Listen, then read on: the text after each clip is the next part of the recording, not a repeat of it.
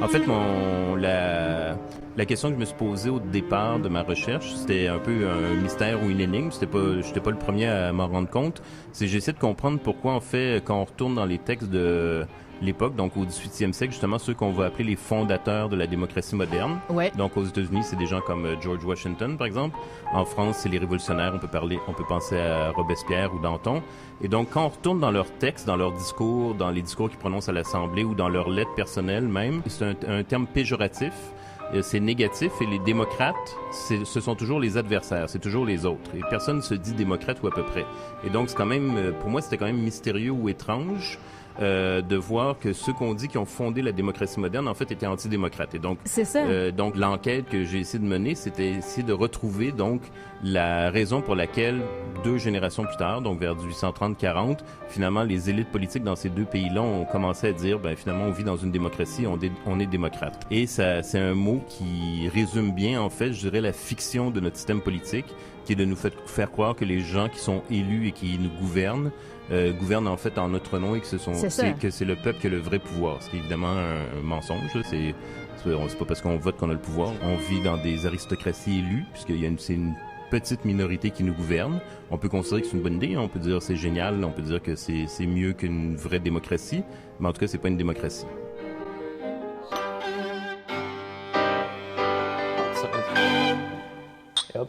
Donc là, vous avez sorti Démocratie, histoire politique de mots. Vous l'analysez aux États-Unis et en France. Je pense qu'il y en a pas mal qui se rendent compte qu'ils ne sont pas vraiment en démocratie en France en ce moment. Là. C'est important dans votre livre, vous prenez une définition du mot démocratie et vous vous arrêtez surtout à la définition étymologique, la plus ancienne, c'est-à-dire le pouvoir au peuple. Oui, exactement. Et j'essaie de voir qu'est-ce qui s'est passé avec ce mot-là pour que au 20e siècle, 21e siècle, aujourd'hui en fait, on considère qu'on est dans des régimes démocratiques alors que selon moi et selon d'autres, de toute façon, le peuple n'a pas vraiment le pouvoir dans nos régimes. Ouais, c'est une distinction qui est très importante dans votre livre. Vous distinguez les élections de la démocratie, mais dans le sens de démocratie directe. Dans l'histoire de la philosophie politique, entre autres, en Occident, dès l'Antiquité, mais avec la modernité aussi, avec des gens comme Spinoza, par exemple, ou Rousseau. Rousseau, c'est méconnu. Ils distinguent, et Montesquieu et d'autres, ils distinguent l'élection de la démocratie. Pour eux, l'élection, si on doit voter pour se nommer des maîtres, finalement des chefs, des dirigeants, c'est qu'on va identifier les meilleurs, logiquement. C'est qu'on considère que nous ne sommes pas tous égaux pour décider et on doit s'en nommer quelques-uns. Et donc, l'élection est un processus aristocratique. L'élection, c'est un processus par lequel on nomme une petite clique de personnes qui vont nous diriger. Et ça relève pas de l'esprit de la démocratie, ça relève de l'esprit de l'aristocratie. Évidemment, c'est pas une aristocratie comme on l'entend généralement de père en fils, c'est une aristocratie héréditaire par le sang, mais c'est une aristocratie élective, une aristocratie élue. Les référendums, déjà, c'est un processus qu'on perçoit comme plus démocratique, justement, parce que là, le peuple peut directement se prononcer sur une décision, un choix clair, pas simplement se nommer des dirigeants, se nommer des chefs, mais participer à une décision. En général, on fait remonter l'histoire de la démocratie à la cité d'Athènes de la Grèce antique, qui avait un régime politique qui était différent des autres cités, comme Sparte. Comment fonctionnait la démocratie athénienne? Et donc, effectivement, Athènes est un cas tout à fait intéressant parce que vous aviez une cité, donc ce n'est pas encore un État, c'est une cité, qui considérait que toute personne qui avait le titre de citoyen, c'était des hommes nés de parents athéniens, nés de parents grecs, qui pouvaient porter les armes. Donc, c'était une citoyenneté liée à la guerre, liée à la tâche militaire, pouvaient participer directement à toute décision politique. Et donc, vous aviez une assemblée générale, une assemblée populaire à l'Agora. Les citoyens se réunissaient. On estime qu'il pouvait être parfois 5 à 6 000 à se réunir. Et vous aviez un certain nombre d'orateurs qui prenaient la parole sur à peu près toutes les activités de la vie à Athènes, aussi bien des décisions économiques, des décisions par rapport au commerce, aux échanges avec les autres villes, évidemment la question de la guerre et de la paix. L'assemblée pouvait durer toute la journée. Quand il y avait vraiment une situation de crise ou une décision importante à prendre, ça pouvait être des assemblées qui duraient 2 jours. Ça se terminait avec le coucher du soleil parce qu'on ne pouvait plus se voir à ce moment-là, on ne pouvait plus voir qui était là. Donc c'était vraiment une démocratie directe et Il y avait ensuite d'autres instances qui étaient considérées comme démocratiques, comme les jurys, par exemple, où il n'y avait pas de profession d'avocat, il n'y avait pas de profession de juge à Athènes. C'était les citoyens eux-mêmes qui faisaient fonctionner la justice. Mais la démocratie athénienne offre quand même un exemple de régime qui part du principe que quiconque a le statut de citoyen peut participer au processus de décision. Pour ça, la question et l'enjeu et le débat et le problème dans le cas d'Athènes, c'est qui avait le droit à ce statut de citoyen. En fait, c'est la fameuse question en philosophie politique, c'est qui décide? Le meilleur régime, on pose la question du meilleur régime, et la question du meilleur régime, c'est qui peut prendre les décisions. Et donc, généralement, la philosophie politique, dans l'histoire, elle a, d'un point de vue mathématique, 3 ou 4 solutions. Soit une seule personne décide, c'est ce qu'on va appeler une monarchie. Évidemment, les critiques de la monarchie vont dire que c'est plutôt une dictature. Après ça, il peut y avoir une minorité de gens qui décident. Ça sera une aristocratie, donc elle peut être élue, ça peut être des grands prêtres, ça peut être des chevaliers, des guerriers, des nobles, ça peut être des élus, les députés, par exemple. Donc ça, c'est une aristocratie élective, c'est une minorité qui décide. Vous pouvez avoir la majorité qui décide, donc là, vous avez la démocratie. Mais donc, ce qui est important de voir, c'est comment on fait fonctionner le processus de prise de décision. Qui y participe, en fait? C'est un mythe de dire la démocratie est née à Athènes, quelques centaines de siècles avant Jésus-Christ, et puis elle réapparaît, puis là, bon, il y a des débats, elle va réapparaître, disons, avec la guerre de l'indépendance aux États-Unis ou la Révolution en France, ou la fin du 19e siècle, bref, ça dépend, mais disons, elle apparaît à peu près à ce moment-là. Et donc, ce qui apparaît au 18e siècle ou au 19e siècle n'a plus rien à voir avec Athènes. Et même, par exemple, nos fameux parlements, ils sont des créations des rois au Moyen Âge. Pour les aider à lever des taxes et des impôts, ils convoquaient en fait les grands du royaume, les seigneurs, les nobles, et c'était ça le Parlement. Ça n'avait aucune fonction démocratique et au fil du temps, le Parlement est devenu une instance décisionnelle. Donc on voit bien que ça n'a rien à voir avec Athènes. Et dans tous les cas, c'est ce que j'essaie de démontrer aussi dans le livre, c'est que ceux qu'on va appeler les pères fondateurs de nos démocraties modernes, de ce qu'on va appeler nos démocraties modernes, donc soit aux États-Unis, soit en France, les pères fondateurs des deux côtés de l'Atlantique considèrent que Athènes est un mauvais modèle. Qu'ils ne veulent absolument pas que le peuple puisse se gouverner seul. En fait, le mot démocratie, il est à peu près jamais utilisé ou très, très rarement utilisé au moment de la Révolution française ou de la guerre d'indépendance aux États-Unis.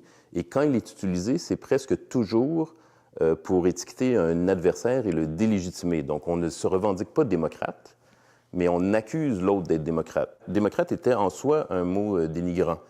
Et il y a des citations dans le livre où, justement, des politiciens comme John Adams et d'autres disent « c'est normal d'être démocrate à 20 ans, mais franchement, à 40 ans, c'est pas sérieux ». Et les démocrates, donc, c'est ceux qui sont considérés comme voulant des transformations trop radicales au niveau politique et surtout aussi, très important, au niveau économique. Ce qu'on a oublié un peu aujourd'hui, c'est que au 18e siècle, le démocrate, c'est celui qui est du côté des pauvres. Et c'est celui qui est du côté contre les riches, et c'est celui qui veut, en fait, un système économique égalitaire. Et les élites républicaines, elles sont contre l'égalité économique. Elles sont d'ailleurs généralement membres de l'élite financière. Et donc, elles se sentent menacées par la démocratie, en fait. Et donc, elles fondent un régime antidémocratique.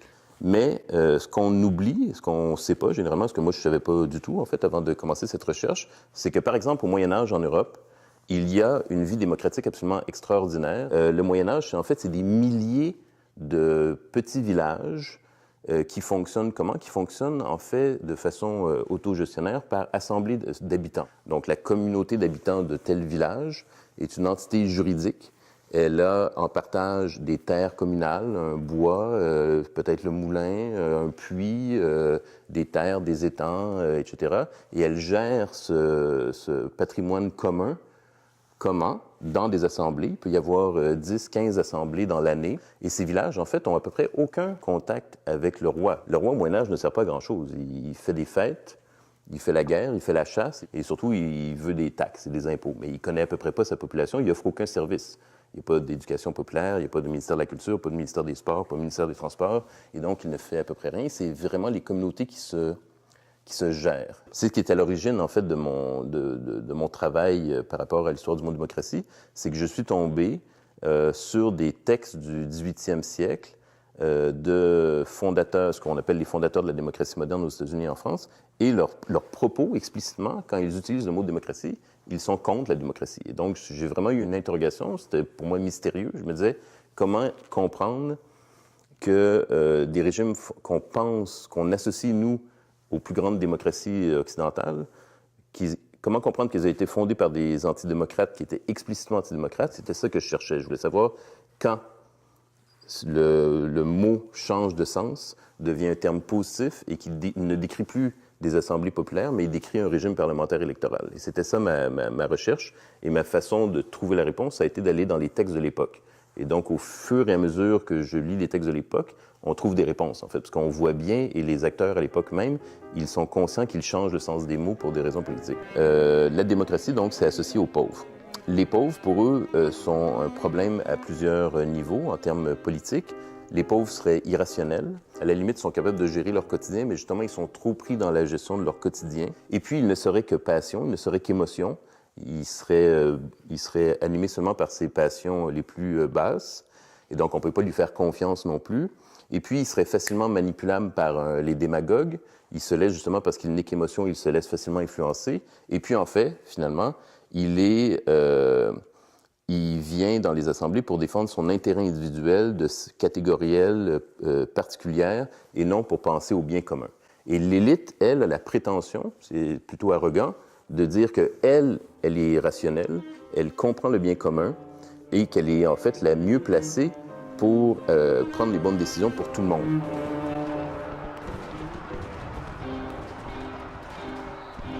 Et donc, les révolutionnaires français veulent créer une république, et on comprend dans votre livre que pour vous, la république et la démocratie, ce ne sont pas des synonymes. Exact. Les femmes, comme je vous montre un livre que vous connaissez sans doute, sur Olympe de Gouges, Oui. donc en 1789, on publie la Déclaration des droits de l'homme et du citoyen. Olympe de Gouges publie la Déclaration des droits de la femme et de la citoyenne. Oui. Comment les femmes sont accueillies dans la Révolution française? Elles sont mal accueillies. Donc, évidemment, il y a des femmes des deux côtés, mais il y a des femmes du côté des forces républicaines ou révolutionnaires. Et donc, elles participent à des moments très importants, comme la prise de la Bastille. Elles participent à la manifestation qui va chercher le roi à Versailles pour le ramener à Paris. Elles participent, on les voit dans des batailles armées. Elles portent des armes dans certains cas. Elles ont des clubs, des sociétés où on se rassemble le soir pour parler de politique. Et elles écrivent et elles veulent des droits. Elles veulent en fait les mêmes droits. Et vous avez la même chose aux États-Unis. C'est un peu moins intense, mais vous avez la même chose aux États-Unis, dont l'épouse de John Adams, Abigail Adams. Et son épouse lui écrit, elle dit « Dear John, honey, n'oubliez pas les femmes quand vous créerez votre nouveau système politique. » Et John Adams, donc, lui répond en disant Chère Abigail, je ne peux que rire, que rigoler en entendant tes réclamations. On ne peut pas faire ça pour plein de raisons. Un élément très intéressant du débat sur la place des femmes au début de la modernité dans ces nouveaux régimes. Si on regarde en fait ce qui s'est passé aux États-Unis et en France, on voit que l'élite politique était tout à fait consciente que des femmes demandaient les mêmes droits. Donc ce n'est pas un oubli. Et même à cette époque, les femmes voyaient bien qu'il y avait un problème. Et donc, dans le cas de John Adams, il dit, si on commence à donner des droits aux femmes, vraiment, les femmes vont en vouloir plus. Et puis après ça, on sait bien ce qui va arriver. Les Autochtones vont en vouloir, les esclaves vont en vouloir, et les jeunes vont en vouloir, et les pauvres vont en vouloir.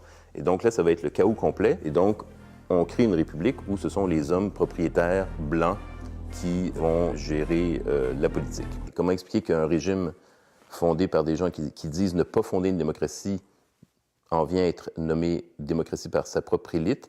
Et donc, quand on cherche aux États-Unis et en France, c'est à peu près au même moment, 1830 environ, où ça commence aux États-Unis, mais ça se déplace très rapidement vers la France. C'est le même processus dans les deux cas. Vous allez avoir, au niveau des élections, des candidats. Donc, dans le cas des États-Unis, ça va être Andrew Jackson, qui va être le premier à se dire démocrate, parce que ça parle aux électeurs, disons, de la classe moyenne et plus pauvre, et ça permet donc de se présenter comme un défenseur des petites gens contre les grands aristocrates, les grands riches, les grands politiciens contre l'élite. C'est une sorte de discours un peu populiste, finalement, et qui fonctionne. Et donc, en 10-15 ans, vous allez avoir, en fait, aux États-Unis et bientôt en France, à peu près tous les candidats des campagnes électorales importantes qui vont se dire démocrates. À l'époque de la Grèce, pourquoi des philosophes importants étaient contre la démocratie? Ils disaient c'est mathématique. Dans des sociétés où il y a une inégalité économique, les plus pauvres sont toujours plus nombreux que les plus riches. Et donc, si on donne le droit de vote à tout le monde, nécessairement, la majorité est aux pauvres, et donc c'est un problème. Évidemment, si vous avez une société qui a moins d'inégalités économiques, ce problème tend à disparaître. C'est généralement ce que la majorité des pauvres vont proposer, qu'il y ait en fait moins d'inégalités de richesse. C'est généralement ce que les riches ne veulent pas, pour des raisons absolument évidentes. Les riches veulent conserver leurs privilèges. Au niveau politique, ils ne vont pas le dire aussi clairement. Ils vont trouver des excuses, des justifications. Et la justification principale, c'est de dire que les pauvres ne sont pas aptes à prendre les bonnes décisions en politique et donc il faut les neutraliser. Et donc, ce qu'on appelle aujourd'hui la démocratie, le régime parlementaire, le régime électoral, est un régime où les pauvres ne participent pas des prises de décision. Si vous regardez le profil socio-économique des gens qui sont à l'Assemblée nationale aujourd'hui, il n'y a pas de pauvres. Ce sont généralement des gens qui sont riches, qui ont des moyens, qui ont une profession libérale. Ce sont des avocats, des notaires, des notables. À Athènes, justement, dans Athènes de l'Antiquité, comme on avait cette idée que tous les citoyens sont égaux d'un point de vue politique, on se disait on n'a pas besoin de voter pour choisir les meilleurs d'entre nous, puisqu'en principe, on se considère à peu près égaux, et donc on va tirer au sort. Et donc, effectivement, on tire au sort pour nommer les membres des jurys, par exemple. Et souvent à Athènes, ce qui impliquait aussi les nominations pour des postes comme, par exemple, la présidence de l'Assemblée, c'était des mandats très courts. Donc, par exemple, on ne présidait qu'à une seule Assemblée. Et donc, en ayant des mandats très courts, on ne pouvait pas accumuler, en fait, du prestige et du pouvoir et de l'influence en tenant un poste. On pouvait être moins facilement corruptible. Et donc, il y avait différentes façons comme ça de restreindre, disons, le risque d'une influence indue de gens qui occupaient des positions particulières dans le système de démocratie. L'argument du temps, c'est un vrai problème. Effectivement, une assemblée, ça prend du temps. Et c'est beaucoup plus rapide, en fait, quand des gens prennent des décisions pour vous. Effectivement, ça va beaucoup plus vite. On appelle ça une dictature. La dictature est sans doute le système le plus rapide. Et si c'est le temps qui est le barème d'efficacité en politique, la dictature, c'est vraiment génial pour ça. Ça va très, très, très vite, une dictature. Peut-être que pour être égaux et libres politiquement, il faut avoir du temps. Nous, aujourd'hui, évidemment, on subit la pression de la consommation, du capitalisme. Le capitalisme, si il pouvait nous faire travailler tout le temps, il nous ferait travailler tout le temps. Ça, il n'y a pas de problème. C'est à peu près ça qu'il faisait au 19e siècle. Et donc, évidemment, là, vous n'avez pas de temps. Et donc, comme on est convaincu que c'est ça qui est le plus important, on pense que se retrouver ensemble pour parler de politique, on pense que c'est de la perte de temps. Ce qui est curieux, en fait, parce que c'est le moment où on est libre politiquement. Dès qu'il y a un système de domination politique, vous allez avoir de la concurrence plutôt que de l'entraide. Et un bon exemple, évidemment, c'est le système électoral. Les candidats luttent les uns contre les autres avec leur camp, leur parti, leur faction pour s'emparer du pouvoir. Et donc, c'est totalement contre-productif d'avoir comme ça une mise en concurrence d'individus ambitieux qui sont assoiffés de pouvoir et qui veulent avoir nos votes et nos suffrages.